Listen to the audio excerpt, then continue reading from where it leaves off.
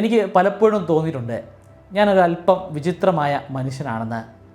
എനിക്ക് ശാസ്ത്രത്തോട് വളരെയധികം താല്പര്യമുണ്ട്, പക്ഷേ സയൻസ് ഫിക്ഷൻ സിനിമകളോട് ഒട്ടും താല്പര്യമില്ല. അത്തരത്തിലുള്ള സിനിമകളൊന്നും എനിക്ക് ആസ്വദിക്കാൻ സാധിക്കാറില്ല.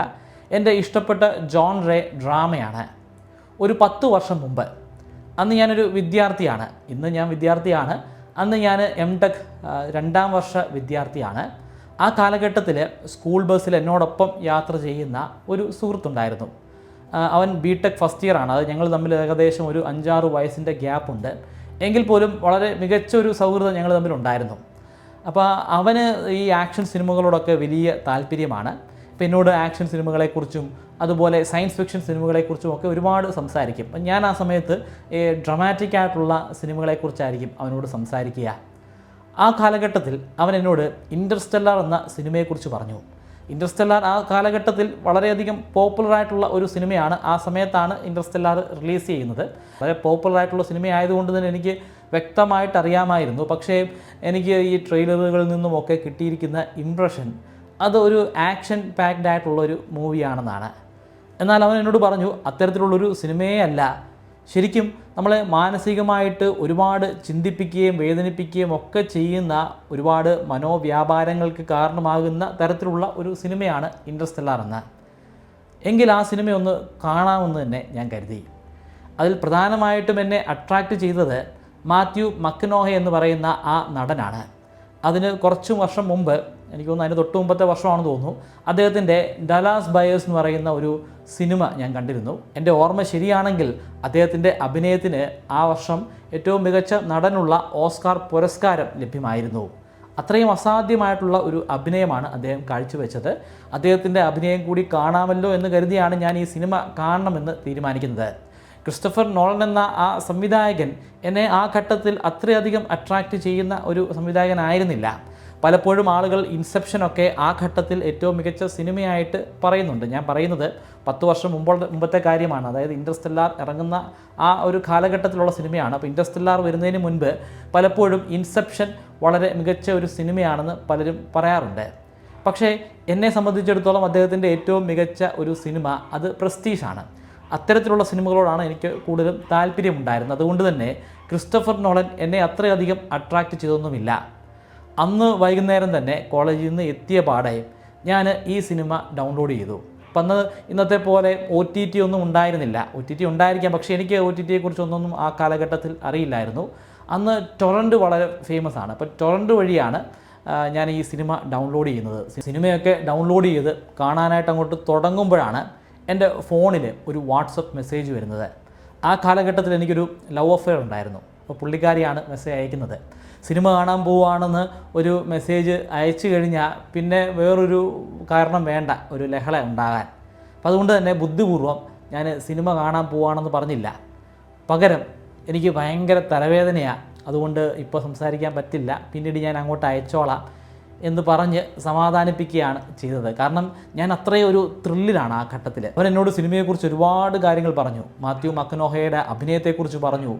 ബ്ലാക്ക് ഹോൾ തന്നെ ഒരു കഥാപാത്രമായിട്ട് മാറുന്നതിനെക്കുറിച്ചൊക്കെ പറഞ്ഞു. അപ്പോൾ അതൊക്കെ കേട്ടപ്പോൾ എനിക്ക് ഈ സിനിമ കണ്ടേ മതിയാകൂ എന്ന് പറയുന്ന ഒരു ത്വരയാണ് ഉണ്ടായത്. അങ്ങനെ ആ സിനിമ ഞാൻ കാണാൻ തുടങ്ങി. ഞാൻ ജീവിതത്തിൽ കണ്ടതിൽ വെച്ച് ഏറ്റവും മികച്ച സിനിമ അതാണ് എന്ന്, അല്ലെങ്കിൽ ഏറ്റവും മികച്ച സിനിമകളിൽ ഒന്ന് അതാണെന്ന് പറയുന്നതിൽ ഒരു തെറ്റുമില്ല.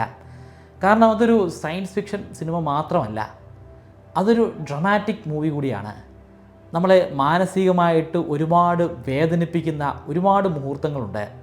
അത്തരത്തിൽ വേദനിപ്പിക്കാൻ കാരണക്കാരനായി മാറുന്നത് ബ്ലാക്ക് ഹോൾ പോലെയുള്ള യൂണിവേഴ്സിലെ തന്നെ നമ്മളെ ഏറ്റവും കൂടുതൽ ആകർഷിക്കുന്ന ഒരു നിഗൂഢതയാണ്, അല്ലെങ്കിൽ ഒരു ക്വസ്റ്റ്യൻ മാർക്കാണെന്ന് കൂടി ചിന്തിക്കുമ്പോൾ ശരിക്കും അക്ഷരാർത്ഥത്തിൽ തന്നെ നമുക്ക് ഗൂസ് ബംസ് അല്ലെങ്കിൽ രോമാഞ്ചം ഉണ്ടാകും. എനിക്ക് ആ വികാരങ്ങൾ തന്നെയാണ് അനുഭവിക്കാൻ സാധിച്ചത്. ഇപ്പോൾ ഒരു 10 വർഷത്തോളമായി. ഈ 10 വർഷത്തിനിടയിൽ ഞാൻ എത്ര തവണ ആ സിനിമ കണ്ടു എന്ന് എനിക്ക് ഒരു ധാരണയില്ല. അതുപോലെ ഞാനൊരു അഡിക്റ്റഡ് ആയിട്ട് മാറി. ഇത് എൻ്റെ അവസ്ഥ മാത്രമല്ല, മിക്ക ആളുകളുടെയും അവസ്ഥ ഇങ്ങനെയൊക്കെ തന്നെ ആയിരിക്കും. അത്രയധികം നമ്മളെ സ്വാധീനിച്ചിട്ടുള്ള ഒരു സിനിമയാണ്. ഈ സിനിമയിൽ പ്രധാന കഥാപാത്രങ്ങളായിട്ട് വരുന്നത് മനുഷ്യർ മാത്രമല്ല, അല്ലെങ്കിൽ റോബോട്ട്സ് മാത്രമല്ല, സെലസ്റ്റിയൽ ബോഡികൾ വരുന്നുണ്ട്. പ്രപഞ്ചം ഒരു കഥാപാത്രമായിട്ട് വരുന്നുണ്ട്. ബ്ലാക്ക് ഹോളും വേം ഹോളും അതുപോലെ മില്ലേഴ്സ് പ്ലാനറ്റ് എന്ന പേരിലൊക്കെ അറിയപ്പെടുന്ന ഗ്രഹങ്ങളും ഒക്കെ ഓരോരോ കഥാപാത്രങ്ങളാണ്. നമ്മുടെ ഭൂമി പോലും ഒരു കഥാപാത്രമായിട്ട് ഇവിടെ അവതരിക്കുകയാണ്.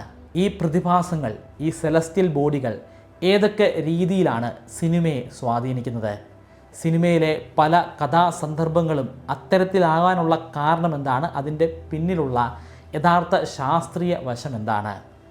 ഈ സിനിമയെ ഏറ്റവും അട്രാക്റ്റഡ് ആക്കി മാറ്റുന്ന ഫാക്ടേഴ്സിൽ ഒന്ന് ഇതിൽ പറയുന്ന കാര്യങ്ങളൊക്കെ തന്നെയും ശാസ്ത്രമാണെന്നുള്ളതാണ്. അറ്റ്ലീസ്റ്റ് വളരെയധികം പ്രചാരത്തിലുള്ള ഒരു ഹൈപ്പോത്തിസിസ് എങ്കിലുമാണ് ഇതിൽ പറയുന്ന ഓരോ വസ്തുതയും. ഇതിലുള്ള ആ വസ്തുതകളെക്കുറിച്ചും ആ മിസ്റ്ററികളെക്കുറിച്ചും നിഗൂഢതകളെക്കുറിച്ചും ഒക്കെ വളരെ വ്യക്തമായിട്ട് തന്നെ നമുക്ക് ഒന്ന് പരിശോധിച്ച് നോക്കാം. നേരിട്ട് ആ മിസ്റ്ററിയെക്കുറിച്ച് പറയുകയല്ല ഞാൻ ചെയ്യുന്നത്. പല ആളുകളും ആ സിനിമ കണ്ടിട്ട് ചിലപ്പോൾ കുറേ നാളുകളായി കാണും. അതുകൊണ്ട് തന്നെ ആ മിസ്റ്ററിയിലേക്ക് എത്തിച്ചേരുന്ന കഥാസന്ദർഭം പറഞ്ഞതിന് ശേഷം ആ മിസ്റ്ററിയെക്കുറിച്ച് അഡ്രസ്സ് ചെയ്യാനാണ് ഞാൻ താല്പര്യപ്പെടുന്നത്.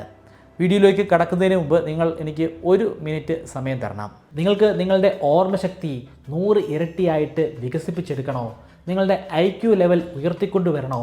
ഒരു വലിയ പുസ്തകത്തിലുള്ള കോണ്ടൻറ്റ് പൂർണ്ണമായിട്ടും ഓർമ്മശക്തിയിൽ സൂക്ഷിച്ചു വയ്ക്കാൻ സാധിക്കണോ? 20 അക്കമോ അല്ലെങ്കിൽ 40 അക്കമോ ഒക്കെ ദൈർഘ്യമുള്ള വലിയ സംഖ്യകൾ വളരെ അനായാസമായിട്ട് ഓർത്തു വയ്ക്കാൻ നിങ്ങൾക്ക് സാധ്യമാകണമോ? ഒരു പുതിയ ഭാഷ വളരെ പെട്ടെന്ന് തന്നെ നിങ്ങൾക്ക് പഠിക്കാൻ സാധിക്കണോ? വർഷങ്ങളായിട്ട് ഞാൻ ഉപയോഗിച്ചുകൊണ്ടിരിക്കുന്ന മെമ്മറി ട്രിക്കുകളും മറ്റ് പല ബുക്കുകൾ റെഫർ ചെയ്തുണ്ടാക്കിയെടുത്ത മെമ്മറി ട്രിക്കുകളും കൂട്ടിച്ചേർത്ത് 25 ചാപ്റ്റേഴ്സ് അടങ്ങുന്ന ഒരു മെമ്മറി ഇംപ്രൂവ്മെൻറ്റ് കോഴ്സ് ഞാൻ എൻ്റെ വെബ്സൈറ്റിൽ സ്റ്റാർട്ട് ചെയ്തിട്ടുണ്ട്. 3000 രൂപയാണ് കോഴ്സിൻ്റെ ഫീ. പക്ഷേ ഈ സ്ക്രീനിൽ കാണുന്നത് പോലെ MBK20 എന്ന പ്രോമോ കോഡ് ഉപയോഗിച്ചാൽ ഇപ്പോൾ നിങ്ങൾക്ക് 20% ഡിസ്കൗണ്ട് ലഭ്യമാകുന്നതാണ്. കോഴ്സിൻ്റെ ലിങ്ക് ഞാൻ ഡിസ്ക്രിപ്ഷനിലും ഫസ്റ്റ് കമൻറ്റിലും കൊടുക്കാം. താല്പര്യമുള്ളവർ പരിശോധിക്കുക. ആസ്ട്രോഫിസിക്സ് കോഴ്സിൻ്റെ ലിങ്കും ഞാൻ ഡിസ്ക്രിപ്ഷനിൽ കൊടുക്കുന്നുണ്ട്. താല്പര്യമുള്ളവർക്ക് അതും ചെക്കൗട്ട് ചെയ്യുക. ഭൂമിയിൽ ജീവിതം അസാധ്യമായ ഒരു സാഹചര്യം. എവിടെ നോക്കിയാലും പൊടി മാത്രമാണ് കാണാൻ കഴിയുന്നത്. കാര്യമായി കൃഷി ചെയ്യാൻ പോലും സാധിക്കുന്നില്ല. ആകെ വിളവെടുക്കാൻ സാധിക്കുന്നത് ചോളം മാത്രമാണ്. പക്ഷേ അതും ഇനി അധിക നാളത്തേക്കില്ല. ഭൂമിയിൽ ഭക്ഷണമില്ലാതെ, ആവശ്യത്തിനുള്ള ഊർജമില്ലാതെ മനുഷ്യരാശി തന്നെ ഇല്ലാതെയാകാൻ പോകുന്നു. അതിന് തടയിടാൻ നാസയുടെ മുൻപിൽ ഒരു പോംവഴിയുണ്ട്. ഒരു മാർഗം ഇപ്പോൾ തെളിഞ്ഞു വന്നിരിക്കുന്നു. സാറ്റേൺ അല്ലെങ്കിൽ ശനി എന്ന ആ ഗ്രഹത്തിൻ്റെ തൊട്ടരികിൽ ഒരു വോം ഹോൾ പ്രത്യക്ഷപ്പെട്ടിരിക്കുന്നു. ആ വോം ഹോളിലൂടെ നമുക്ക് മറ്റൊരു ഗാലക്സിയിലേക്ക് സഞ്ചരിക്കാൻ സാധിക്കും. കോടിക്കണക്കിന് ലക്ഷക്കണക്കിന് പ്രകാശവർഷങ്ങൾ അകലെയുള്ള ഒരു ഗാലക്സി. ആ ഗാലക്സിയിൽ ഭീമാകാരനായ ഒരു ബ്ലാക്ക് ഹോൾ ഉണ്ട്, ഗാർഗൻറ്റുവ. ഗാർഗൻറ്റുവയെ വലം വയ്ക്കുന്ന ഗ്രഹങ്ങളുണ്ട്. അതിൽ തന്നെ 12 ഗ്രഹങ്ങൾ. മനുഷ്യന് ജീവിക്കാൻ സാധിക്കുന്ന സാഹചര്യങ്ങൾ ഉണ്ടാവാൻ സാധ്യതയുള്ള 12 ഗ്രഹങ്ങൾ. അതിൽ ഏതാണ് ഏറ്റവും അനുയോജ്യമായിട്ടുള്ള ഗ്രഹമെന്ന് മനസ്സിലാക്കണം. അതിനുവേണ്ടി 12 ആസ്ട്രോനോട്ട്സിനെ നാസ അവിടേക്ക് അയക്കുകയാണ് ഈ വോം ഹോളിലൂടെ. ആ 12 ആസ്ട്രോനോട്ട്സിനും വ്യക്തമായിട്ട് തന്നെ അറിയാം അവർക്ക് ഇനിയൊരു ജീവിതം ഉണ്ടായിരിക്കില്ലെന്ന്. ആ എക്സോ പ്ലാനറ്റുകളിൽ പോയി അവിടെ മനുഷ്യന് ജീവിക്കാൻ സാധിക്കുന്ന സാഹചര്യങ്ങൾ ഉണ്ടെന്ന് ഉറപ്പുവരുത്തണം. ശേഷം ഒരു സിഗ്നൽ ഭൂമിയിലെ നാസയുടെ കേന്ദ്രത്തിലേക്ക് അയച്ചു കൊടുക്കണം. ആ 12 പേർക്കും ഒരുപക്ഷെ സിഗ്നൽ അയച്ചു കൊടുക്കാൻ സാധ്യമായില്ലെന്ന് വരാം. ഏതെങ്കിലും ഒരു വ്യക്തിക്ക് മാത്രമായിരിക്കാം ചിലപ്പോൾ സിഗ്നൽ അയച്ചു കൊടുക്കാൻ സാധിക്കുക. അങ്ങനെയാണെങ്കിൽ ആ വ്യക്തിക്ക് മാത്രമായിരിക്കും തുടർന്ന് ജീവിക്കാൻ സാധ്യമാവുക. കാരണം മറ്റ് 11 പേർ സിഗ്നൽ അയച്ചു കൊടുക്കുന്നില്ല. കാരണം അവർ എത്തപ്പെട്ടിരിക്കുന്നത് ഐസൊലേറ്റഡ് ആയിട്ടുള്ള മനുഷ്യന് ജീവിക്കാൻ സാധിക്കാത്ത ഒരു ഗ്രഹത്തിലാണ്. അതുകൊണ്ട് തന്നെ ആരും അവരെ തേടി അങ്ങോട്ട് വരില്ല. സിഗ്നൽ അയച്ചിട്ടുള്ള ആ ആസ്ട്രോനോട്ട് നിൽക്കുന്ന ആ എക്സോ പ്ലാനറ്റിലേക്ക് മാത്രമേ ഇനി കൂടുതൽ ഗവേഷകർ എത്തിച്ചേരുകയുള്ളൂ. അവിടെ മനുഷ്യന് ജീവിക്കാൻ സാധിക്കുന്ന സാഹചര്യത്തിൽ പുതിയ മനുഷ്യകുലത്തെ തന്നെ രൂപീകരിക്കാൻ അവർ ശ്രമിക്കും. ഇതാണ് ദൗത്യം. 12 പേരും അവിടെ എത്തിച്ചേർന്നു. അതിനുശേഷം 3 സിഗ്നലുകൾ നാസയുടെ കേന്ദ്രത്തിൽ ലഭ്യമായി. 3 വ്യത്യസ്തമായിട്ടുള്ള ഗ്രഹങ്ങളിൽ നിന്നുള്ള 3 ആസ്ട്രോനോട്ട്സ് അയച്ചു തന്നിരിക്കുന്ന സിഗ്നലുകൾ. ആ സിഗ്നലുകൾ അനുസരിച്ച് ഈ 3 ഗ്രഹങ്ങളിൽ മനുഷ്യന് ജീവിക്കാം. അതിനുള്ള സകല സാഹചര്യവുമുണ്ട്. ഭൂമിയിലെ മനുഷ്യനെ അവിടേക്ക് പറിച്ചു നടാനുള്ള ഒരു സാഹചര്യം ഉരുത്തിരിഞ്ഞു വന്നിരിക്കുന്നു. എന്നാൽ അതിനു മുൻപ് കുറച്ച് ഗവേഷകർ അവിടെ എത്തണം. അവിടെ എത്തി ഇത് ഉറപ്പുവരുത്തണം. കൂടാതെ മനുഷ്യകുലത്തിൻ്റെ വിത്തുകൾ പാകാൻ അവർക്ക് സാധ്യമാകണം. അത്തരത്തിലുള്ള ഒരു ടീമിനെ അവിടേക്ക് അയക്കുകയാണ്. ആ ടീമിൽ 6 ആസ്ട്രോനോട്ട്സ് ആണുള്ളത്. ആ 6 പേരിൽ 4 പേർ മാത്രമേ മനുഷ്യരായിട്ടുള്ള ആസ്ട്രോനോട്ട്സ് ഉള്ളൂ. അവശേഷിക്കുന്ന 2 പേര് AI സാങ്കേതിക വിദ്യയിൽ പ്രവർത്തിക്കുന്ന 2 റോബോട്ടുകളാണ്. ആ 6 പേരിൽ ഒരാളാണ് നമ്മുടെ കഥയിലെ നായകനായ കൂപ്പർ. അവർക്ക് കോടിക്കണക്കിന് പ്രകാശവർഷം അകലെയുള്ള ഒരു ബ്ലാക്ക് ഹോളിന് ചുറ്റുമായി വലം വയ്ക്കുന്ന എക്സോ പ്ലാനറ്റിലേക്കാണ് പോകേണ്ടത്. കോടിക്കണക്കിന് പ്രകാശവർഷം അകലെ എന്ന് പറയുമ്പോൾ പ്രകാശത്തിൻ്റെ വേഗതയിൽ തന്നെ അവർക്ക് യാത്ര ചെയ്താൽ പോലും കോടിക്കണക്കിന് വർഷങ്ങൾ വേണ്ടിവരും അവിടെ എത്തിച്ചേരാൻ. ഈ സിനിമയിൽ തന്നെ മനുഷ്യന് ആ കാലഘട്ടത്തിൽ അത്തരത്തിലുള്ള ഒരു സാങ്കേതിക വിദ്യയുമില്ല. മനുഷ്യന് സ്പേസ് ഷിപ്പുകൾ നിർമ്മിക്കാം, പക്ഷേ അതിൻ്റെ വേഗതയ്ക്ക് പരിധിയുണ്ട്. എന്നാൽ ആ വേഗതയെ മറികടക്കാൻ സാധിക്കുന്ന ഒരു സാഹചര്യം അവിടെ ഉണ്ടായിട്ടുണ്ട്. അതാണ് ഞാൻ തുടക്കത്തിൽ പറഞ്ഞ വേം ഹോൾ. സാറ്റേൻ്റെ അരികിൽ രൂപീകൃതമായ ഒരു വേം ഹോൾ. വേം ഹോൾ എന്താണെന്ന് വളരെ വ്യക്തമായി ഈ സിനിമയിൽ തന്നെ ഡിസ്ക്രൈബ് ചെയ്യുന്നുണ്ട്. ഒരു പേപ്പറിൽ ഒരു പോയിൻ്റ് വരച്ചു. ആ പേപ്പറിൻ്റെ മറ്റേ അറ്റത്തായിട്ട് മറ്റൊരു പോയിൻറ്റും വരച്ചു.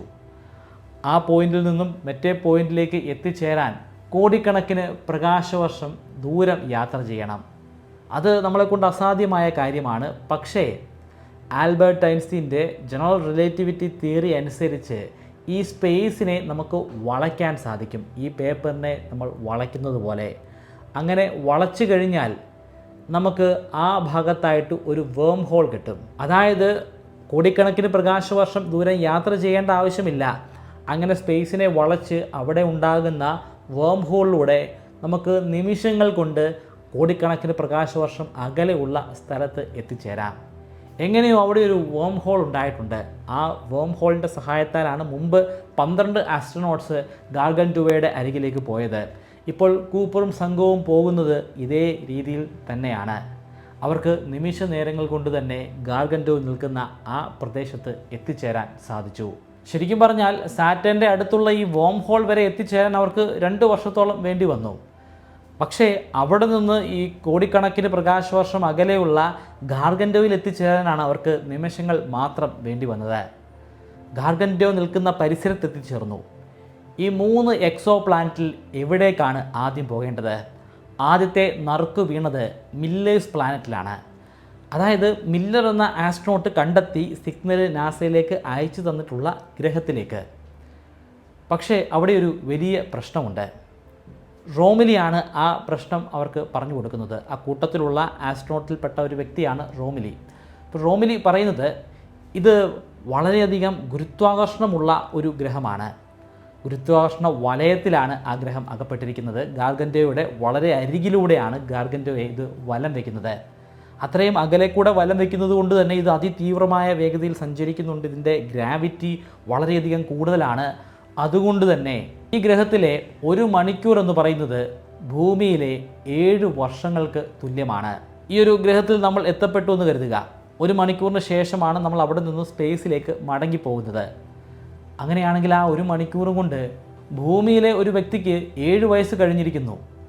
5 മണിക്കൂർ അവിടെ സ്പെൻഡ് ചെയ്തതിന് ശേഷമാണ് സ്പേസിലേക്ക് വരുന്നതെങ്കിൽ 7 × 5 35 വർഷങ്ങൾ പിന്നിട്ട് കഴിഞ്ഞിരിക്കുന്നു. ഭൂമിയിലുള്ള വ്യക്തിക്ക് 35 വയസ്സാണെങ്കിൽ അയാൾക്ക് 70 വയസ്സായിട്ട് മാറും. പക്ഷേ ഈ എക്സോ പ്ലാനറ്റിൽ പോയി മടങ്ങി എത്തിയിരിക്കുന്ന വ്യക്തിയെ സംബന്ധിച്ചിടത്തോളം വെറും 5 മണിക്കൂർ മാത്രമേ കഴിഞ്ഞിട്ടുള്ളൂ. അയാളുടെ പ്രായത്തിലും ആ 5 മണിക്കൂറിൻ്റെ വ്യത്യാസം മാത്രമേ സംഭവിച്ചിട്ടുള്ളൂ. അതിൻ്റെ പിന്നിലുള്ള ശാസ്ത്രത്തെക്കുറിച്ച് ഞാൻ പറയാം. ആദ്യം ഈ കഥാ സന്ദർഭം ഒന്ന് വിവരിക്കാം. റോമിലി ഈ കാര്യങ്ങൾ വ്യക്തമാക്കി. വളരെയധികം വിലപിടിപ്പാണ് ഓരോ മണിക്കൂറിനുമുള്ളത്. നിങ്ങൾ എത്രയും പെട്ടെന്ന് അവിടെ പോയി കാര്യങ്ങൾ മനസ്സിലാക്കി തിരികെ ഈ സ്പേസ് ഷിപ്പിലേക്ക് എത്തിച്ചേരണം. എല്ലാവരും അവിടേക്ക് പോകുന്നില്ല. റോമിലി ആ സ്പേസ് ഷിപ്പിൽ തന്നെ തുടരും. ബാക്കിയുള്ള 3 ആസ്ട്രോനോട്ട്സും ഒരു AI റോബോട്ടും മില്ലേഴ്സ് പ്ലാനറ്റിലേക്ക് പോകുന്നു. ആദ്യ കാഴ്ചയിൽ തന്നെ അവർ ഞെട്ടിപ്പോയി.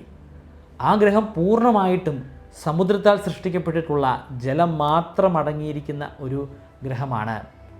അവിടെ പ്രതലമുണ്ട്, നമുക്കവിടെ നിൽക്കാനൊക്കെ സാധിക്കും, പക്ഷേ എല്ലായിടത്തും ജലമാണ്. ആദ്യം അവർ ഇറങ്ങുന്ന സ്ഥലത്ത് അവർക്ക് കൃത്യമായിട്ട് അവിടെ നിൽക്കാനും നടക്കാനും ഒക്കെ സാധിക്കും, പക്ഷെ നടക്കാൻ അല്പം പ്രയാസമാണ്. കാരണം ഭൂമിയിലുള്ളതിനേക്കാൾ കുറച്ചുകൂടെ ഗ്രാവിറ്റി അവിടെ കൂടുതലാണ്. അങ്ങനെ ഇരിക്കുകയാണ് പെട്ടെന്ന് അവരുടെ ദൃഷ്ടിയിൽ അതിഭീകരമായിട്ടുള്ള ഒരു മൗണ്ടൻ, ഒരു പർവ്വതം പ്രത്യക്ഷപ്പെടുന്നത്. പക്ഷേ കൂപ്പറിന് ഒന്നുകൂടി ശ്രദ്ധിച്ചു നോക്കിയപ്പോൾ കാര്യം മനസ്സിലായി. ആ കാണുന്നത് ഒരു വലിയ പർവ്വതമൊന്നുമല്ല, അത് അതിഭീകരമായിട്ടുള്ള ഒരു തിരമാലയാണ്. ആ തിരമാല അതിശക്തമായ വേഗതയിൽ അവരുടെ നേർക്ക് വന്നുകൊണ്ടിരിക്കുകയാണ്. അതിനിടയിൽ അവർക്ക് ഒരു കാര്യം ബോധ്യമായി: മില്ലർ മരണമടഞ്ഞിരിക്കുന്നു. മില്ലറിൻ്റെ തകർന്ന ആ ലാൻഡറിൻ്റെ അവശേഷിപ്പുകൾ കണ്ടെടുക്കാൻ അവർക്ക് സാധ്യമായി.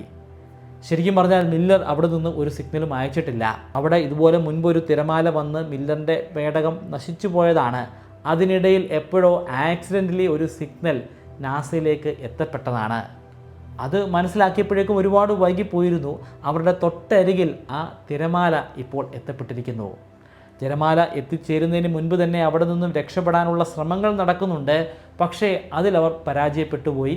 അവരോടൊപ്പം ഉണ്ടായിരുന്ന ഒരു ആസ്ട്രോനോട്ട് മരണമടഞ്ഞു. ഇപ്പോൾ ആ സ്പേസ് ഷിപ്പിൻ്റെ ഉള്ളിലുള്ളത് 2 ആസ്ട്രോനോട്ടുകളാണ്, കൂപ്പറും മറ്റൊരു പെൺകുട്ടിയായിട്ടുള്ള ആസ്ട്രോനോട്ടും. അവളുടെ പേര് ഡോക്ടർ ബ്രാൻഡെന്നോ ഡോക്ടർ ബ്രാറ്റെന്നോ എന്തോ ആണ്. അവർ 2 പേരും മാത്രമാണ് അവിടെ അവശേഷിക്കുന്നത്. അവർക്ക് അവിടെ നിന്നും എത്രയും പെട്ടെന്ന് രക്ഷപ്പെട്ടു പോകണം. പക്ഷേ ആ തിരമാല കാരണം ആ സ്പേസ് ഷിപ്പിൻ്റെ ഉള്ളിൽ കുറേയധികം ജലം എങ്ങനെയോ കയറി. ആ ജലം ഡ്രൈ ചെയ്യാതെ, അവിടെ ഉണക്കാതെ സ്പേസ് ഷിപ്പിന് അല്ലെങ്കിൽ ആ ഒരു ലാൻഡറിന് അവിടെ നിന്നും യാത്ര ചെയ്യാൻ സാധിക്കില്ല. അവർക്കവിടെ കുറേയധികം നേരം വെയിറ്റ് ചെയ്യണം. ഓരോ മണിക്കൂറും കഴിയുമ്പോൾ ഭൂമിയിലെ വർഷങ്ങൾ പിന്നിട്ടുകൊണ്ട് തന്നെ ഇരിക്കുകയാണ്. 2 പേർക്കും കലശലായിട്ടുള്ള നിരാശ തന്നെ തോന്നി. പക്ഷേ വേറെ നിവൃത്തിയില്ല. പൂർണ്ണമായിട്ടും ഡ്രൈ ആയതിനു ശേഷം മാത്രമാണ് അവർ സ്പേസിലുള്ള ആ സ്പേസ് ഷിപ്പിലേക്ക് മടങ്ങിയെത്തുന്നത്. അവിടെ അപ്പോഴും റോമിലി ഉണ്ട്. റോമിലിയെ കണ്ടപ്പോൾ അവർ ഞെട്ടിപ്പോയി. റോമിലി നല്ല പ്രായമായിരിക്കുന്നു. റോമിലിയോട് ചോദിച്ചു, ഇപ്പോൾ എത്ര വർഷങ്ങൾ പിന്നിട്ടിരിക്കുന്നു? റോമിലി അല്ല അതിന് മറുപടി പറയുന്നത്, റോമിലിയോടൊപ്പം ഉണ്ടായിരുന്ന റോബോട്ടാണ്. റോബോട്ട് പറയുന്നത് ഇപ്പോൾ ഏകദേശം 23 വർഷങ്ങൾ പിന്നിട്ടിട്ടുണ്ടെന്നാണ്. അതായത് ഭൂമിയിലുള്ള കൂപ്പറിൻ്റെ മക്കൾക്ക് 23 വയസ്സുകൂടി കഴിഞ്ഞിരിക്കുന്നു. പക്ഷേ ഡോക്ടർ കൂപ്പറിനും ഒപ്പം ഉണ്ടായിരിക്കുന്ന ആ ആസ്ട്രോനോട്ടിനും വെറും 3 മണിക്കൂറിൻ്റെ മാറ്റങ്ങളെ ശരീരത്തിൽ പ്രകടമായിട്ടുള്ളൂ. റോമിലി കഴിഞ്ഞ 23 വർഷമായിട്ട് ഏകാന്തതയിലാണ്. അയാൾ ഒറ്റപ്പെട്ട് അവിടെ കഴിയുകയായിരുന്നു. അയാളുടെ പ്രതീക്ഷ തന്നെ നഷ്ടപ്പെട്ടിരുന്നു. ഇവർ ഇനി മടങ്ങി വരില്ലെന്നാണ് അയാൾ കരുതിയിരുന്നത്. ഇനിയുള്ള ജീവിതം മുഴുവനും അവിടെ കഴിയേണ്ടി വരുമെന്ന് കരുതിയിരിക്കുമ്പോഴാണ് ഇവർ മടങ്ങി എത്തിച്ചേരുന്നത്. പിന്നീട് അങ്ങോട്ട് കാണാൻ സാധിക്കുന്നത് കൂപ്പർ തകർന്നടിയുന്ന ദൃശ്യങ്ങളാണ്. മാനസികമായിട്ടും അദ്ദേഹം തകർന്നു പോകുന്നു. അത് കാണുന്ന പ്രേക്ഷകർക്കും അതേ രീതിയിലുള്ള വികാരങ്ങളാണ് അനുഭവിക്കേണ്ടി വരുന്നത്. ഭൂമിയിൽ നിന്ന് പലപ്പോഴായിട്ട് പല വർഷങ്ങളിലായിട്ട് അയച്ചു തന്ന വീഡിയോ സന്ദേശങ്ങളുണ്ട്. കൂപ്പറിൻ്റെ മൂത്ത മകൻ അയച്ചു തന്ന വീഡിയോ ദൃശ്യങ്ങൾ ഓരോന്നായിട്ട് കൃത്യമായ ഓർഡറിൽ അദ്ദേഹം കണ്ടു. മകൻ്റെ കോഴ്സ് കഴിയുന്ന സന്ദേശം, മകന് ഒരു കാമുകി ഉണ്ടാകുന്ന സന്ദേശം, ആ കാമുകിയിലൂടെ അദ്ദേഹത്തിന് ഒരു കുഞ്ഞുണ്ടാകുന്ന സന്ദേശം, കൂപ്പറിൻ്റെ പ്രായമെത്തിയിരിക്കുന്ന മകൻ, കൂപ്പറിനേക്കാൾ പ്രായമായതിന് ശേഷമുള്ള മകൻ, മാനസികമായിട്ട് തകർന്നു നിൽക്കുന്ന മകൻ. ഈ അയക്കുന്ന വീഡിയോ ദൃശ്യമൊന്നും തൻ്റെ പിതാവിലേക്ക് പോവുകയില്ലെന്ന് എനിക്ക് വ്യക്തമായി. എല്ലാ ആളുകളും ആ മകനെ ഉപദേശിക്കുകയാണ്, നീ നിൻ്റെ ജീവിതവുമായിട്ട് മുന്നോട്ട് പോകണം, നിൻ്റെ അച്ഛൻ ഇനി മടങ്ങി വരില്ല, ഈ അയക്കുന്ന സന്ദേശമൊന്നും നിൻ്റെ അച്ഛൻ കാണാൻ പോകുന്നില്ല. അതങ്ങനെയല്ല, ഞാനിതെല്ലാം കാണുന്നുണ്ടെന്ന് പറയണമെന്ന് കൂപ്പർ ആഗ്രഹിക്കുന്നുണ്ട്. പക്ഷേ അദ്ദേഹത്തിന് കരയാനല്ലാതെ മറ്റൊരു നിവൃത്തി ഉണ്ടായിരുന്നില്ല. ഇനി ഞാൻ ജീവിതവുമായിട്ട് മുന്നോട്ട് പോവുകയാണ്, അച്ഛനെന്ന ആ വ്യക്തി ഈ പ്രപഞ്ചത്തിൽ തന്നെ അവശേഷിക്കുന്നില്ല എന്ന് ഞാൻ മനസ്സിലാക്കുന്നു, എനിക്കെൻ്റെ ജീവിതവുമായിട്ട് മുന്നോട്ട് പോകണം. ഇതാണ് മകൻ അയച്ചു തന്ന അവസാനത്തെ സന്ദേശം. കൂപ്പറിൻ്റെ മകൾ മർഫി വളരെ ഇമോഷണലി അച്ഛനെ ചീത്ത വിളിക്കുകയാണ്. തന്നെ ഉപേക്ഷിച്ച്, തന്നെയും തൻ്റെ സഹോദരനെയും ഉപേക്ഷിച്ച് ഇവിടെ നിന്നും യാത്ര പറഞ്ഞ് പോയതിന്. കൂപ്പറിന് തൻ്റെ വികാരങ്ങളെ അടക്കാൻ സാധിക്കുന്നില്ല. അദ്ദേഹത്തിൻ്റെ മുഖത്ത് കാണാൻ സാധിക്കുന്ന ആ വികാര മാറ്റങ്ങൾ അത് ഒരു ചെറിയ നമ്പരത്തോടു കൂടി അല്ലാതെ ആർക്കും കണ്ടിരിക്കാൻ സാധിക്കുന്നതല്ല. ഇതിൽ പറയുന്ന ഗാർഗന്റ്യൂവ എന്ന ബ്ലാക്ക് ഹോൾ ശരിക്കും ഉള്ള ഒരു ബ്ലാക്ക് ഹോൾ ആണോ, അല്ലെങ്കിൽ അങ്ങനെ ഒരു ബ്ലാക്ക് ഹോൾ ഉണ്ടാവാനുള്ള എന്തെങ്കിലും സാധ്യതയുണ്ടോ? മില്ലേഴ്സ് പ്ലാനറ്റിൻ്റെ കാര്യം എങ്ങനെയാണ്? ആ മില്ലേഴ്സ് പ്ലാനറ്റിൽ പറയുന്ന ഈ ടൈം ഡയലേഷൻ ശരിക്കും യാഥാർത്ഥ്യമാണോ? അതൊക്കെ സാധിക്കുന്ന കാര്യമാണോ? ആൽബർട്ട് ഐൻസ്റ്റീൻ്റെ ജനറൽ റിലേറ്റിവിറ്റി തിയറി അനുസരിച്ച് ഇത് യാഥാർത്ഥ്യമാണ്. ഒരു ബ്ലാക്ക് ഹോൾ മാത്രമല്ല ഇത് യാഥാർത്ഥ്യമാകുന്നത്, നമ്മുടെ ഭൂമിയിൽ പോലും ഇത് യാഥാർത്ഥ്യമാകുന്നുണ്ട്. നമ്മുടെ നിത്യജീവിതത്തിൽ പോലും നമുക്ക് അത് പ്രകടമായി കാണാൻ സാധിക്കുന്നുണ്ടെന്നുള്ളതാണ് യാഥാർത്ഥ്യം. അതെങ്ങനെയാണെന്ന് പറയാം. നമ്മൾ ഭൂമിയുടെ പ്രതലത്തിൽ നിൽക്കുമ്പോൾ നമുക്കൊരു ഗ്രാവിറ്റി അനുഭവപ്പെടുന്നുണ്ട്, ഭൂമിയുടെ ഗ്രാവിറ്റി. എന്നാൽ ഭൂമിയെ വലം വയ്ക്കുന്ന സാറ്റലൈറ്റുകൾക്ക് ആ ഗ്രാവിറ്റി അല്ല. ഇപ്പോൾ ഉദാഹരണത്തിന് GPS സംവിധാനം നമുക്ക് സാധ്യമാക്കി തരുന്ന GPS സാറ്റലൈറ്റുകൾ, ആ സാറ്റലൈറ്റുകൾ ഭൂമിയുടെ പ്രതലത്തിൽ നിന്നും 20,200 കിലോമീറ്റർ ആൾട്ടിറ്റ്യൂഡിലാണ് ഭൂമിയെ വലം വെച്ചുകൊണ്ടിരിക്കുന്നത്. അതും അതിശക്തമായിട്ടുള്ള വേഗതയിലാണ് ഭൂമിയെ കറങ്ങുന്നത്. ആ സാറ്റലൈറ്റുകൾക്ക് അനുഭവപ്പെടേണ്ടി വരുന്ന ഗ്രാവിറ്റി നമ്മൾ ഭൂമിയുടെ പ്രതലത്തിൽ നിൽക്കുന്ന ആളുകളുടെ ഗ്രാവിറ്റി അല്ല. ഭൂമിയുടെ പ്രതലത്തിൽ എത്രമാത്രം ഗ്രാവിറ്റി ഉണ്ടോ അതിൻ്റെ 5% ഗ്രാവിറ്റി മാത്രമാണ് ഈ സാറ്റലൈറ്റുകൾക്ക് അനുഭവപ്പെടേണ്ടി വരുന്നത്. അങ്ങനെയാണെങ്കിൽ അവിടെയും ടൈം ഡയലേഷൻ ബാധകമല്ലേ? അതെ, ടൈം ഡയലേഷൻ ബാധകമാണ്. നമ്മുടെ ഭൂമിയിലുള്ള സമയം പോലെയല്ല ഈ സാറ്റലൈറ്റിലെ സമയം. അത് അല്പം കൂടി സ്ലോ ആയിട്ടാണ് സഞ്ചരിക്കുന്നത്. അതായത് ഒരു ദിവസം എന്ന് പറയുന്നത് ഭൂമിയുടെ പ്രതലത്തിൽ 24 മണിക്കൂറുകളാണെങ്കിൽ ഈ GPS സാറ്റലൈറ്റിൽ 24 മണിക്കൂറുകളും 7 മൈക്രോ സെക്കൻഡുമാണ്. 7 മൈക്രോ സെക്കൻഡ് എന്ന് പറയുന്നത് വളരെ വളരെ ചെറിയൊരു വാല്യൂ ആണ്. പക്ഷേ എങ്കിൽ പോലും പ്രകടമായിട്ടുള്ള ഒരു മാറ്റമുണ്ട്. അത് ഈ ഗ്രാവിറ്റി കാരണം മാത്രമുള്ള മാറ്റമല്ല, ഗ്രാവിറ്റിക്ക് പുറമേ അതിൻ്റെ വേഗത കൂടി സൃഷ്ടിക്കുന്ന ഒരു മാറ്റമാണ്. ടൈം ഡയലേഷൻ ഗ്രാവിറ്റി കാരണം മാത്രമല്ല, ഒരു വസ്തുവിൻ്റെ സഞ്ചാര വേഗതയുമായിട്ടും ബന്ധപ്പെട്ടിട്ടുണ്ട്. പക്ഷെ അത് ചെറിയ വേഗതയൊന്നുമല്ല, ശക്തമായിട്ടുള്ളൊരു വേഗതയാണെങ്കിൽ മാത്രമേ പ്രകടമായിട്ടുള്ള ഒരു മാറ്റം നമുക്ക് കാണാൻ സാധിക്കുകയുള്ളൂ. സാറ്റലൈറ്റിന് നല്ലൊരു വേഗത ഉള്ളതുകൊണ്ട് അവിടുത്തെ സമയം കുറച്ച് സ്പീഡായിട്ടാണ് പോകുന്നത്. എത്രമാത്രം സ്പീഡെന്ന് ചോദിച്ചാൽ 0.999991 ടൈംസ് സമയം അവിടെ കൂടുതലാണ്. അതേസമയം ഗ്രാവിറ്റി പരിശോധിക്കുമ്പോൾ സമയം അവിടെ ഡിലേ ആയിട്ടാണ് പോകുന്നത്. അത് എത്രമാത്രം ഡിലേ ആണെന്ന് ചോദിച്ചാൽ 1.00000005 ടൈംസാണ് അവിടുത്തെ ടൈം. ഈ 24 മണിക്കൂറിൻ്റെ കൂടെ അത്രയും ടൈംസ് കൂടി അതിൽ കൊടുക്കണം. ഈ 2 പാരാമീറ്ററും പരസ്പരം കൂട്ടിച്ചേർത്ത് കിട്ടുന്നതാണ് എഫിഷ്യൻ്റ് ആയിട്ടുള്ള ആ GPSൻ്റെ ടൈം. അതാണ് ഞാൻ കുറച്ചു മുമ്പ് പറഞ്ഞ ഒരു വാല്യൂ. ഒരു ദിവസം എന്ന് പറയുന്നത് ഈ GPS സാറ്റലൈറ്റിനെ സംബന്ധിച്ചിടത്തോളം 24 മണിക്കൂറല്ല, 24 മണിക്കൂറും 7 മൈക്രോ സെക്കൻഡും. ഇത് കൃത്യമായിട്ട് തന്നെ നമുക്ക് മനസ്സിലാക്കാൻ സാധിക്കും. ഇതേ രീതിയിൽ തന്നെയാണ് കാൽക്കുലേഷൻസ് പോകുന്നതെങ്കിൽ GPS അനുസരിച്ച് നമുക്ക് കൃത്യമായിട്ട് നമ്മുടെ ഡെസ്റ്റിനേഷനിൽ എത്തിച്ചേരാൻ സാധിക്കുകയില്ല.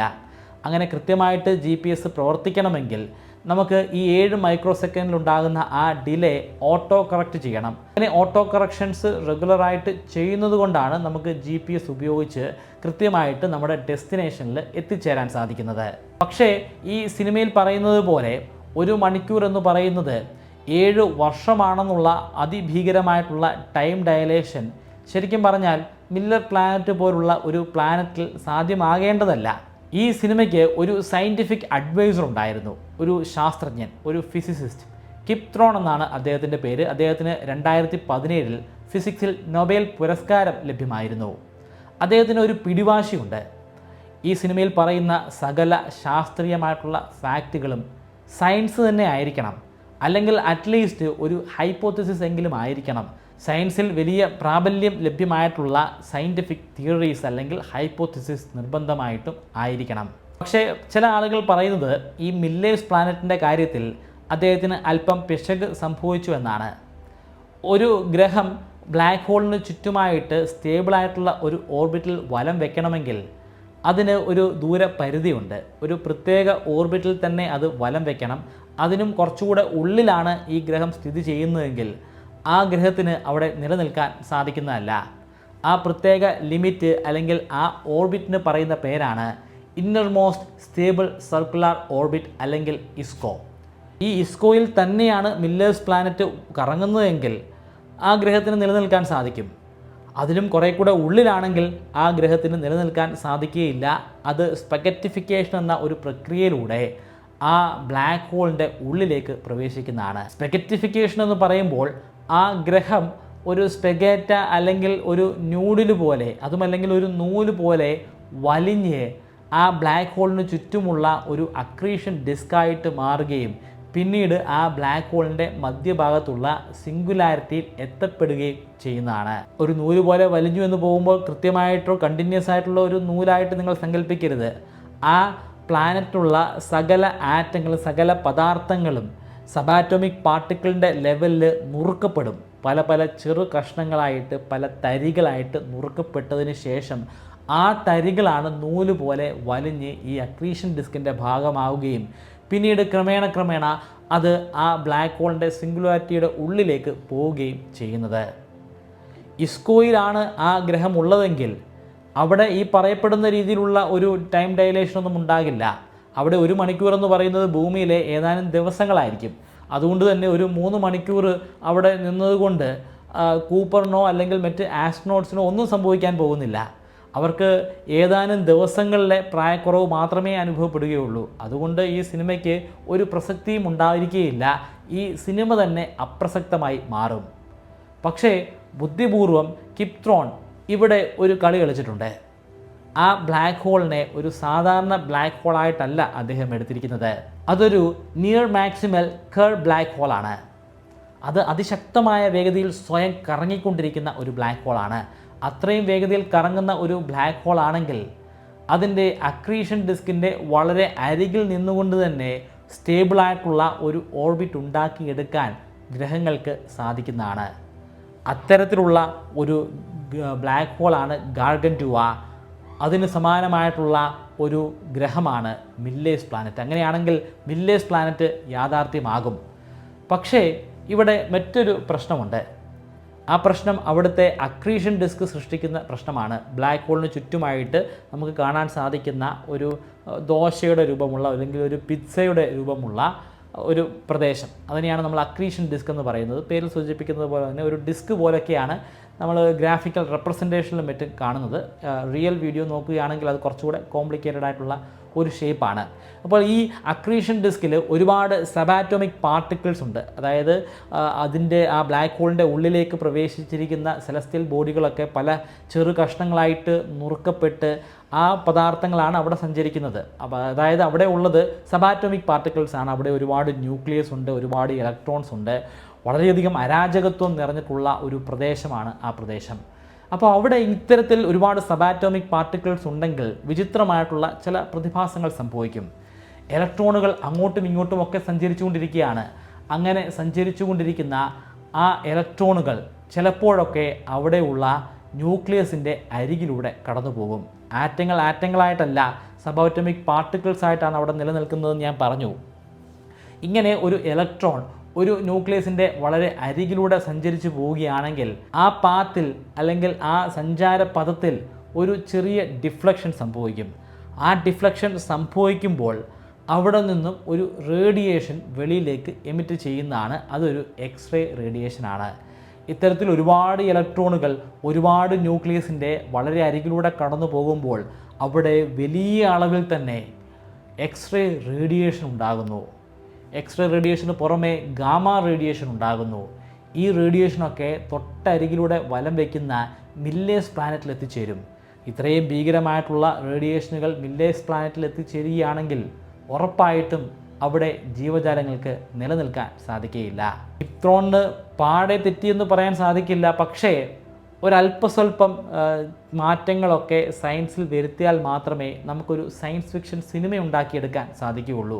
കാരണം അത്തരത്തിൽ ടൈം ഡയലേഷൻ ഉണ്ടാക്കുന്ന ഒരു ഗ്രഹം ഈ സിനിമയ്ക്ക് അനിവാര്യമാണ്. അങ്ങനെ ഒരു ടൈം ഡയലേഷൻ ഉണ്ടാക്കുന്നില്ലെങ്കിൽ ഈ സിനിമ നമ്മളെ മാനസികമായിട്ട് ഒട്ടും സ്പർശിക്കില്ല. കാരണം ആളുകൾക്ക് അത്തരത്തിലുള്ള പ്രായ വ്യത്യാസമൊന്നും സംഭവിക്കുന്നില്ലല്ലോ. അതായത് കൂപ്പറിന് വർഷങ്ങളൊന്നും നഷ്ടമാകുന്നില്ല, അയാൾക്ക് ഏതാനും ദിവസങ്ങൾ മാത്രമേ നഷ്ടമാകുന്നുള്ളൂ. അതൊരു വലിയ നഷ്ടമൊന്നുമല്ല. ഗൾഫിലൊക്കെ പോയി ജോലി ചെയ്യുന്ന ഒരുപാട് പ്രവാസികളുണ്ട്. അവർ 1-2 വർഷമൊക്കെ കഴിഞ്ഞിട്ടായിരിക്കും നാട്ടിൽ വരുന്നത്. അപ്പോൾ അതൊരു നഷ്ടമാണോ? ഏതാനും ദിവസങ്ങൾ അല്ലെങ്കിൽ 1-2 വർഷം എന്നൊക്കെ പറയുന്നത് ഒരു നഷ്ടമേ അല്ല. ഒരുപാട് വർഷങ്ങൾ മാറ്റം വരുമ്പോഴാണ് അതൊരു നഷ്ടമാവുകയും അത് നമുക്ക് വലിയ രീതിയിലുള്ള ഒരു ഫീലിംഗ് അല്ലെങ്കിൽ ഇമോഷൻസ് സൃഷ്ടിക്കുകയും ചെയ്യുന്നത്. ആ ഇമോഷൻ സൃഷ്ടിക്കാൻ വേണ്ടി ഒരു ചെറിയ ആ ഇമോഷൻസ് സൃഷ്ടിക്കുന്നതിന് വേണ്ടി അല്പസ്വല്പം വെള്ളം ഇവിടെ കിപ്ത്രോണിന് ചേർക്കേണ്ടി വന്നിട്ടുണ്ട്. അത് യാഥാർത്ഥ്യമാണ്. ഈ സിനിമയിലെ വളരെ പ്രധാനപ്പെട്ട ഒരു സീനാണ് കൂപ്പറും അതുപോലെ AI റോബോട്ടായിട്ടുള്ള ടാർസും ഗാർഗൻറ്റുവ ബ്ലാക്ക് ഹോളിൻ്റെ ഉള്ളിലേക്ക് സഞ്ചരിക്കുന്നത്. ഉള്ളിലെത്തിക്കഴിയുമ്പോൾ അവിടെ കൂപ്പറിന് കാണാൻ സാധിക്കുന്നത് വിചിത്രമായിട്ടുള്ളൊരു ഇൻഫ്രാസ്ട്രക്ചറാണ്. ലൈബ്രറി പോലെയൊക്കെ തോന്നിപ്പിക്കുന്ന തരത്തിലുള്ള ഒരു ഇൻഫ്രാസ്ട്രക്ചർ. പക്ഷേ അവിടെ പുസ്തകങ്ങളൊന്നുമില്ല, കുറേയധികം വള്ളികളാണ് അവിടെ ഉള്ളത്. ശരിക്കും എന്താണ് ഈ പ്രദേശം? കൂപ്പറിന് ഒട്ടും മനസ്സിലാകുന്നില്ല. പക്ഷേ ഒപ്പമുണ്ടായിരുന്ന ആ AI റോബോട്ടിന് കാര്യങ്ങൾ മനസ്സിലാക്കാൻ സാധിച്ചു. ടാർസ് പറഞ്ഞു കൊടുക്കുകയാണ്, ഈ കാണുന്നത് ഒരു ടെസ്ട്രാക്റ്റ് ആണ്. നിങ്ങൾ പല ആളുകൾക്കും ടെസ്ട്രാക്റ്റ് എന്താണെന്ന് അറിയാമായിരിക്കും. ഹയർ ഡയമെൻഷനെ കുറിച്ചുള്ള വീഡിയോയിൽ ഞാൻ തന്നെ ഈ ടെസ്ട്രാക്റ്റിനെ കുറിച്ച് വിവരിച്ചിട്ടുള്ളതാണ്. ഇത്തരത്തിലുള്ള ഒരുപാട് വീഡിയോകൾ നിങ്ങൾ കണ്ടിട്ടുണ്ടായിരിക്കാം. ഞാൻ ആ കഥാസന്ദർഭം ഒന്ന് പൂർത്തീകരിക്കാം. ടാർസ് വിവരിച്ചു കൊടുക്കുന്നു, ഇത് ടെസ്ട്രാക്റ്റ് ആണ്, ഏതോ ഒരു അന്യഗ്രഹജീവി സൃഷ്ടിച്ചിട്ടുള്ള ടെസ്ട്രാക്റ്റ്. ആരുമായിട്ടോ പാസ്റ്റിലുള്ള കാര്യങ്ങൾ കമ്മ്യൂണിക്കേറ്റ് ചെയ്യാൻ വേണ്ടിയിട്ടാണ് ഇത് സൃഷ്ടിച്ചിരിക്കുന്നത്. പാസ്റ്റിലേക്ക് നമുക്ക് പോകാൻ സാധിക്കും. കഴിഞ്ഞ കാലത്തിൽ പോയി അവിടെ നടക്കുന്ന കാര്യങ്ങൾ മനസ്സിലാക്കാൻ സാധിക്കും. അതിന് ഒരു ടെസ്ട്രാക്റ്റ് അനിവാര്യമാണ്. അങ്ങനെ സൃഷ്ടിച്ചെടുത്തിട്ടുള്ള ഒരു ടെസ്ട്രാക്റ്റാണ്. അല്പനേരത്തെ നിരീക്ഷണത്തിന് ശേഷം കൂപ്പറിന് ഒരു കാര്യം വ്യക്തമായി. ഇത് തൻ്റെ മകളുടെ ഏകദേശം 10 വയസ്സോളം പ്രായമുള്ള സാഹചര്യത്തിലുള്ള അവളുടെ ലൈബ്രറിയിലെ, അവളുടെ കിടപ്പറ അടങ്ങിയിട്ടുള്ള ലൈബ്രറിയിലെ ഒരു സംവിധാനമാണ്. ആ ലൈബ്രറിയുമായിട്ട് മാത്രം കമ്മ്യൂണിക്കേറ്റ് ചെയ്യാൻ സാധിക്കുന്ന, അതായത് തൻ്റെ മകളുമായിട്ട് മാത്രം കമ്മ്യൂണിക്കേറ്റ് ചെയ്യാൻ സാധിക്കുന്ന ഒരു ടെസ്ട്രാക്റ്റാണ്. പാസ്റ്റിലുള്ള ഒരു കാലഘട്ടമാണ് അവിടെ. ആ കാലഘട്ടത്തിൽ കൂപ്പർ സ്പേസിലേക്ക് പോയിട്ടില്ല. സ്പേസിലേക്ക് പോകുന്നതിന് തൊട്ട് മുൻപുള്ള ഒരു കാലഘട്ടമാണ്. മക്കളോടൊപ്പം സുഖമായിട്ട്, അച്ഛനോടൊപ്പം സുഖമായിട്ട് കഴിയുന്ന ഒരു കാലഘട്ടം. അങ്ങനെയാണെങ്കിൽ മകളോട് പറയാൻ സാധിക്കുമല്ലോ, അച്ഛനെ സ്പേസിലേക്ക് വിടരുതെന്ന്. സ്റ്റേ ഹിയർ എന്നൊരു സന്ദേശം കൊടുക്കാൻ സാധിക്കും. അതിനുവേണ്ടി അദ്ദേഹം ഉപയോഗിക്കുന്നത് ഒരു കോഡാണ്. നേരിട്ട് നമുക്ക് സംസാരിക്കാൻ സാധിക്കുകയില്ല. നമുക്ക് ഗ്രാവിറ്റിയുടെ സഹായത്താൽ മാത്രമേ സംസാരിക്കാൻ സാധിക്കുകയുള്ളൂ. കാരണം ഗ്രാവിറ്റിക്ക് മാത്രമേ എല്ലാ ഡയമെൻഷനിലുമായിട്ട് ഇൻട്രാക്റ്റ് ചെയ്യാൻ സാധിക്കുകയുള്ളൂ. നമുക്ക് ശരിക്കും 4 ഫണ്ടമെൻ്റൽ ഫോഴ്സുകളാണുള്ളത്.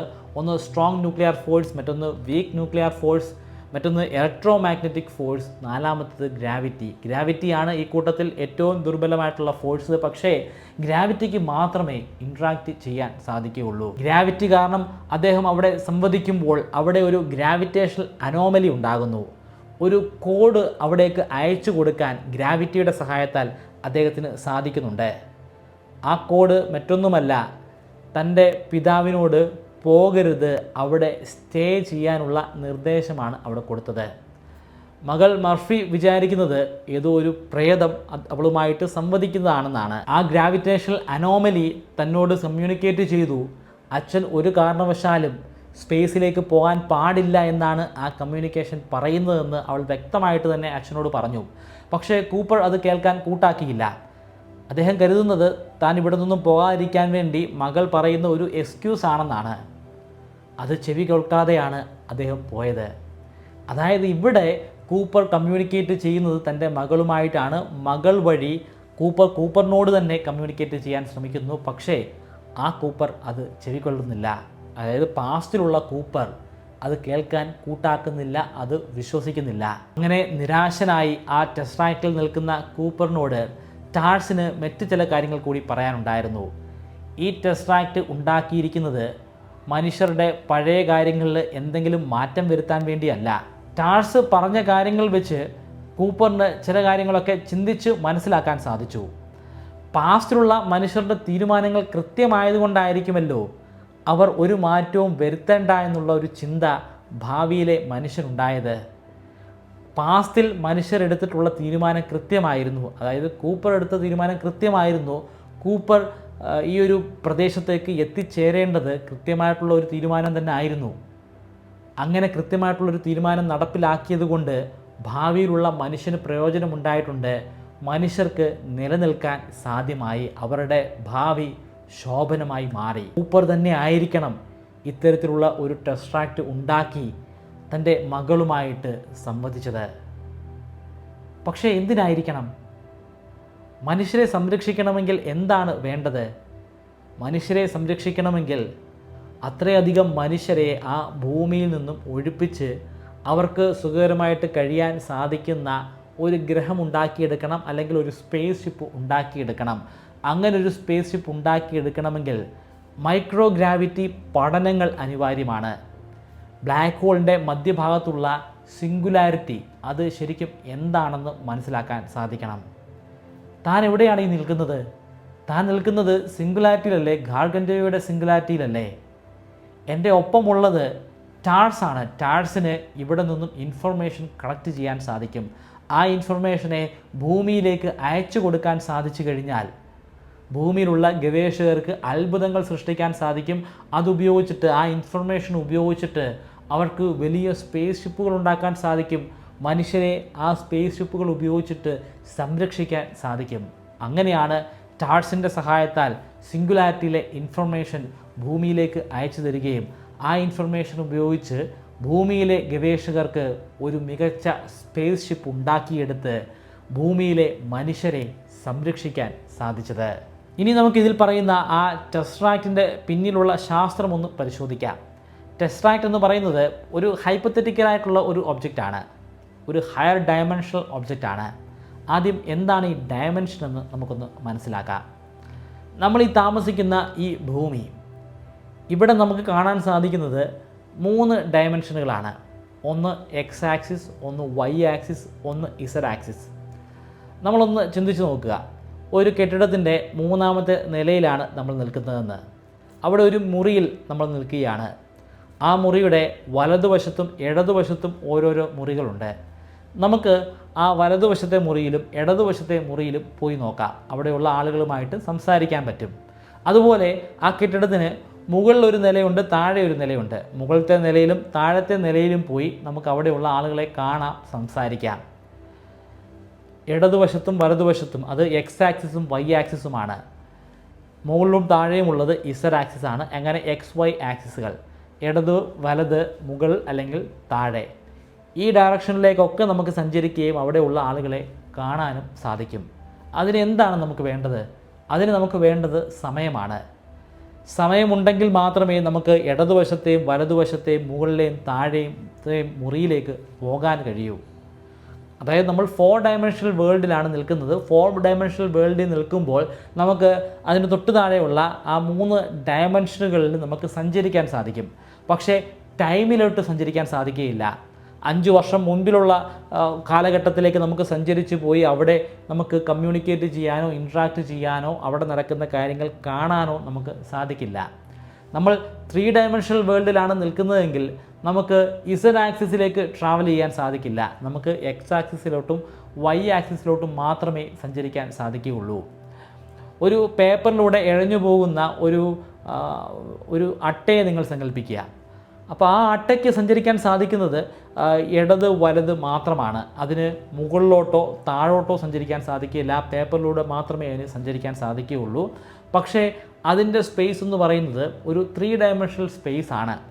ആ അട്ടയുടെ മുൻപിലേക്ക് ഞാനൊരു തടസ്സം കൊണ്ടുപോയി വെച്ചെന്ന് കരുതുക. ഒന്നുകിൽ ഒരു പേപ്പർ ചുരുട്ടിയിട്ട് ഞാൻ ആ അട്ടയെ പോകുന്ന വഴിയുടെ മുമ്പിൽ കൊണ്ടുപോയി വെച്ചെന്ന് കരുതുക. അപ്പോൾ ആ അട്ട എന്താണ് കാണുന്നത്? അട്ട കാണുന്നത് ഇടതുവശത്തുനിന്നും വന്നൊരു വസ്തുവല്ല, വേറെ എവിടുന്നോ പ്രത്യക്ഷപ്പെട്ടിട്ടുള്ളൊരു വസ്തുവായിട്ടായിരിക്കും. അതൊരു പ്രേതമായിട്ട് പോലും അതിന് തോന്നിയെന്ന് വരാം, അങ്ങനെ ചിന്തിക്കാനുള്ള ബുദ്ധി ഉണ്ടെങ്കിൽ. കാരണം ഇടതുവശത്തൊന്നും വലതുവശത്തൊന്നും ഒന്നും വന്നിട്ടില്ല.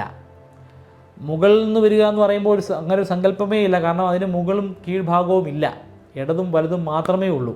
2D മാത്രമേ ഉള്ളൂ. ആ പേപ്പർ മാത്രമാണ് അതിൻ്റെ ലോകം. അതിൻ്റെ മുൻപിലൊരു തടസ്സം വന്നു എന്ന് പറഞ്ഞാൽ അതിനെ സംബന്ധിച്ചിടത്തോളം അതൊരു പ്രേതബാധ പോലെയാണ്.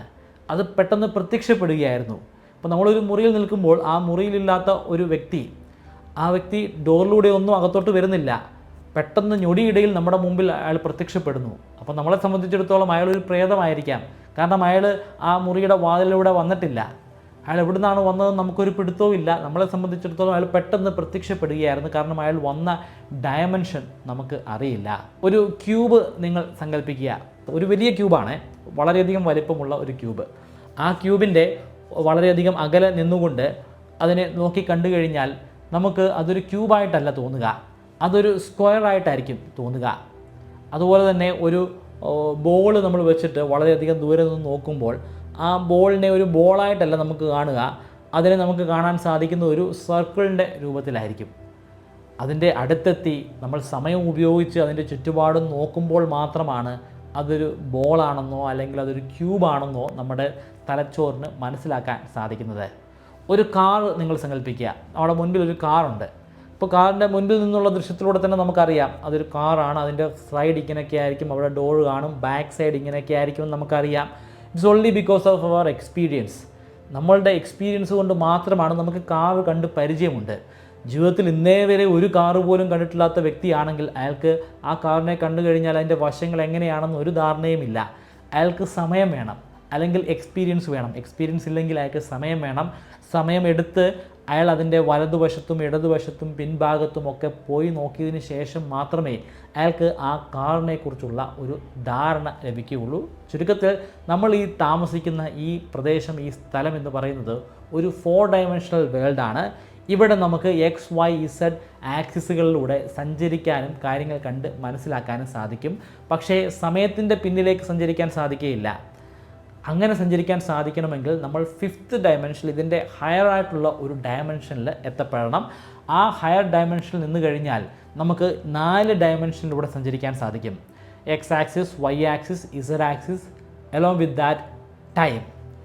ടൈമിലൂടെയും സഞ്ചരിക്കാൻ സാധിക്കും. ടൈമിൻ്റെ പിന്നിലേക്ക് പോകാൻ സാധിക്കും. ഇവിടെ ഈ ടെസ്ട്രാക്കിലും അതുതന്നെയാണ് സംഭവിക്കുന്നത്. ടെസ്ട്രാക്കിൽ അവിടെ സമയം എന്ന് പറയുന്ന ഡയമെൻഷനിലേക്ക് നമുക്ക് സഞ്ചരിക്കാൻ സാധിച്ചു. അവിടെ കൂപ്പറിന് വർഷങ്ങൾക്ക് മുമ്പുള്ള അദ്ദേഹത്തിൻ്റെ മകളുടെ പുസ്തകങ്ങൾ അടുക്കി വച്ചിരിക്കുന്ന ആ ലൈബ്രറിയുടെ ഭാഗത്ത് പോകാൻ, ആ കാലഘട്ടത്തിലെ ലൈബ്രറിയുടെ ഭാഗത്തേക്ക് പോകാൻ സാധ്യമായി. ഈ സിനിമയുടെ ഒരു സന്ദർഭത്തിൽ വളരെയധികം ഭയത്തോടു കൂടി തന്നെ കൂപ്പർ ആ ഡോക്ടർ ബ്രാഡിനോട് ചോദിക്കുന്ന ഒരു ചോദ്യമുണ്ട്. നമ്മൾ മില്ലേഴ്സ് പ്ലാനറ്റിൽ പോയപ്പോൾ നമ്മുടെ സമയം വളരെയധികം മുന്നിലോട്ട് പോയി. നമുക്ക് പ്രായമായില്ല, പക്ഷേ ഭൂമിയിലുള്ളവർക്ക് പ്രായമായി. ഇനി എന്തെങ്കിലും ഒരു മാർഗമുണ്ടോ ഇത് തിരിക്കാനായിട്ട്? വേറെ ഏതെങ്കിലും ഒരു സെലസ്റ്റിയൽ ബോഡിയിൽ പോയി കഴിഞ്ഞാൽ നമുക്ക് പഴയ രീതിയിലേക്ക് ആക്കാനായിട്ട് പറ്റുമോ?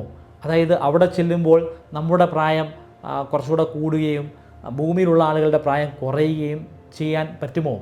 വളരെയധികം ആകാംക്ഷയോടുകൂടിയാണ് ചോദിക്കുന്നത്. പക്ഷേ അവൾ പറയുന്നത് അതൊരിക്കലും സാധ്യമല്ലെന്നാണ്. അതെന്തുകൊണ്ടാണെന്ന് വ്യക്തമായിട്ട് അതിൽ പരാമർശിക്കുന്നില്ല. പക്ഷേ അതിൻ്റെ കാരണം തെർമോഡൈനാമിക്സിൻ്റെ 2ാമത്തെ നിയമമാണ്, സെക്കൻഡ് ലോ ഓഫ് തെർമോഡൈനാമിക്സ്. ആ തെർമോഡൈനാമിക്സിൻ്റെ 2ാമത്തെ നിയമത്തിലാണ് എൻട്രോപ്പി എന്ന് പറയുന്ന ഒരു കോൺസെപ്റ്റ് കൊണ്ടുവരുന്നത്. എൻട്രോപ്പി കോൺസെപ്റ്റ് അനുസരിച്ച് എൻട്രോപ്പി വർദ്ധിച്ചുകൊണ്ട് തന്നെ ഇരിക്കും. എൻട്രോപ്പി എന്ന് പറയുന്നത് ഡിസോർഡർനെസ് ആണ്. അതിനെ നമുക്ക് പിന്നിലേക്ക് കൊണ്ടുപോകാൻ സാധിക്കുകയില്ല. ഉദാഹരണത്തിന് ഒരു ഗ്ലാസ് എടുക്കുക, ഒരു കുപ്പി ഗ്ലാസ് എടുക്കുക. ആ കുപ്പി ഗ്ലാസ്സിൽ അടങ്ങിയിരിക്കുന്ന പദാർത്ഥങ്ങളൊക്കെ കൃത്യമായിട്ട് അടുക്കി വെച്ചിരിക്കുകയാണ്. അതിന് ഒരു കൃത്യമായിട്ടുള്ള ഓർഡറുണ്ട്. അതായത് അവിടുത്തെ ഡിസോർഡർനെസ് എന്ന് പറയുന്നത് 0ആണ്. അതായത് എൻട്രോപ്പി 0ആണ്. എന്നാൽ ആ ഗ്ലാസ് നിലത്ത് വീണ് പല കഷ്ണങ്ങളായിട്ട് ചിന്നിച്ചിതറുകയാണെങ്കിൽ അവിടെ ഡിസോർഡർനെസ് വർദ്ധിച്ചു, അവിടെ എൻട്രോപ്പി വർദ്ധിച്ചു. പക്ഷേ ആ വർദ്ധിച്ച എൻട്രോപ്പി ഒരിക്കലും പഴയ വാല്യൂവിലേക്ക് പോകില്ല. എൻട്രോപ്പി എപ്പോഴും വർദ്ധിക്കുകയുള്ളൂ. അതിനെ കുറച്ചു കൊണ്ടുവരാൻ നമുക്കൊരിക്കലും സാധിക്കില്ല. ആ പൊട്ടിപ്പോയ ആ ഗ്ലാസ് പഴയ രൂപത്തിലേക്ക് തനിയെ ഉയർന്നു വന്ന് പഴയ രൂപത്തിലേക്ക് മാറില്ല. ഒരു റൂമിൽ നമ്മൾ ഒരു ഗ്ലാസ് ചൂട് കോഫി കൊണ്ടുപോയി വെച്ചു. സമയം കഴിയുന്നതനുസരിച്ച് ആ ചൂട് കാപ്പി തണുക്കും. ആ ചൂട് ആ കോഫിയിൽ നിന്നും ചുറ്റുപാടുമുള്ള അന്തരീക്ഷത്തിലേക്ക് വ്യാപിക്കുകയാണ്. പക്ഷേ അങ്ങനെ വ്യാപിച്ച ആ ചൂട് തിരികെ വന്ന് ആ കോഫിയെ വീണ്ടും ചൂടാക്കില്ല. കോഫി തണുത്തിരിക്കും, അത് തണുക്കത്തേ ഉള്ളൂ, അല്ലാതെ വീണ്ടും അത് തനിയെ ചൂടാകില്ല. റിവേഴ്സ് പ്രോസസ്സ് പോസിബിൾ അല്ല. അതിൻ്റെ കാരണം എൻട്രോപ്പിയാണ്. തെർമോഡൈനാമിക്സിനെ കുറിച്ച് വളരെ ഡീറ്റെയിൽ ആയിട്ട് വിവരിച്ചുകൊണ്ടൊരു വീഡിയോ ഞാൻ ചെയ്തിരുന്നു. ആ വീഡിയോയിലെ ഏതാനും ഭാഗങ്ങളാണ് ഞാനിവിടെ കൂട്ടിച്ചേർത്തത്. കാരണം ആ ഭാഗങ്ങൾ ഇൻ്റർസ്റ്റെല്ലാറിൽ ആപ്ലിക്കബിൾ ആണ്. തെർമോഡൈനാമിക്സ് വളരെ രസകരമായിട്ടുള്ള ക്വാണ്ടം ഫിസിക്സ് പോലെയും ആസ്ട്രോ ഫിസിക്സ് പോലെയൊക്കെ നമ്മളെ വലിയ രീതിയിൽ ത്രസിപ്പിക്കുന്ന ഒരു ശാസ്ത്രം തന്നെയാണ്. പക്ഷേ പലപ്പോഴും അത് വളരെയധികം കോംപ്ലിക്കേറ്റഡ് ആയിട്ടുള്ള ഒരു ശാസ്ത്രമായിട്ടാണ് പല വിദ്യാർത്ഥികളും കരുതി പോരുന്നത്. പക്ഷേ നിങ്ങൾ ആ വീഡിയോ ഒന്ന് കണ്ടു നോക്കുക. എനിക്ക് ഉറപ്പുണ്ട് നിങ്ങൾ ശരിക്കും ഈ തെർമോഡൈനാമിക്സിനെ വളരെയധികം സ്നേഹിക്കും. ക്വാണ്ടം ഫിസിക്സിനെയും അതുപോലെ ആസ്ട്രോ ഫിസിക്സിനെയും ഒക്കെ നിങ്ങൾ ഇഷ്ടപ്പെടുകയും സ്നേഹിക്കുകയും ഒക്കെ ചെയ്യുന്നുണ്ടെങ്കിൽ ഈ തെർമോഡൈനാമിക്സ് നിങ്ങളെ വളരെയധികം ത്രസിപ്പിക്കുന്നതാണ്. അതൊന്ന് കണ്ടു നോക്കുക. അതിൻ്റെ ലിങ്ക് ഞാൻ ഐ ബട്ടണിൽ വെക്കുന്നുണ്ട്. ഇൻ്റർസ്റ്റെല്ലാറിലുള്ള ശാസ്ത്രത്തെക്കുറിച്ചും അതിൻ്റെ പിന്നിലുള്ള നിഗൂഢതകളെക്കുറിച്ചും യാഥാർത്ഥ്യങ്ങളെക്കുറിച്ചും ഒക്കെ പറയാനാണെങ്കിൽ എത്ര മണിക്കൂറുകൾ പറഞ്ഞാലും അത് തീരില്ല. അത്രയധികം ഡെപ്തുണ്ട് ഈ ഒരു സിനിമയ്ക്കും ആ സിനിമയിൽ ഒളിഞ്ഞിരിക്കുന്ന ശാസ്ത്രത്തിനും. ഇത്തരത്തിലൊരു സിനിമ ഇനിയും ഉണ്ടാകുമോ എന്ന സംശയമാണ്. ഒരു യുഗത്തിൽ ഒരിക്കൽ മാത്രം ഉണ്ടാകുന്ന ഒരു അത്ഭുതമായിട്ട് പോലും നമുക്ക് ഈ ഒരു സിനിമയെ പറയാൻ സാധിക്കുന്നതാണ്. ഇതിനു മുൻപ് ഒരുപാട് സയൻസ് ഫിക്ഷൻ സിനിമകൾ ഉണ്ടായിട്ടുണ്ട്. ഞാൻ പലതും കാണാൻ ശ്രമിച്ചിട്ടുണ്ട്. പക്ഷേ അതൊന്നും എന്നെ വലിയ രീതിയിൽ അട്രാക്റ്റ് ചെയ്തിട്ടില്ല. അതിനുശേഷം ഇറങ്ങിയിട്ടുള്ള ഡ്യൂൺ എന്ന സിനിമ എനിക്ക് വളരെയധികം ഇഷ്ടപ്പെട്ടൊരു സിനിമയായിരുന്നു. സയൻസ് ഫിക്ഷൻ സിനിമകൾ അങ്ങനെ ഇഷ്ടപ്പെടാറില്ല, പക്ഷേ ഡ്യൂൺ എനിക്ക് കുറേ കൂടി ഇഷ്ടപ്പെട്ടു. കാരണം അതും ഏകദേശം ഇതുപോലെ തന്നെ സയൻസിനെ അതേ രീതിയിൽ തന്നെ ഇംപ്ലിമെൻറ്റ് ചെയ്തിരിക്കുകയാണ്. പക്ഷേ എങ്കിൽ പോലും ഈ ഇൻ്റർസ്റ്റെല്ലാർ തന്നിട്ടുള്ള ആ വികാരങ്ങൾ ഡ്യൂണിൽ കിട്ടിയില്ല. But still it's A very good movie. മുൻപ് ഈ ഡ്യൂണിനെക്കുറിച്ചും ഡ്യൂണിലെ ശാസ്ത്രത്തെക്കുറിച്ചും ഒക്കെ വിവരിച്ചുകൊണ്ട് ഞാനൊരു വീഡിയോ ചെയ്തതാണ്. അതിൻ്റെ ലിങ്കും ഞാൻ ഐ ബട്ടണിൽ കൊടുത്തേക്കാം, പരിശോധിക്കുക. ഈ വീഡിയോയുടെ തുടക്കത്തിൽ ഞാൻ പറഞ്ഞ മെമ്മറി ഇംപ്രൂവ്മെൻറ്റ് കോഴ്സ് അതിൽ ജോയിൻ ചെയ്യാൻ താല്പര്യമുണ്ടെങ്കിൽ ഡിസ്ക്രിപ്ഷനിലുള്ള ലിങ്ക് പരിശോധിക്കുക.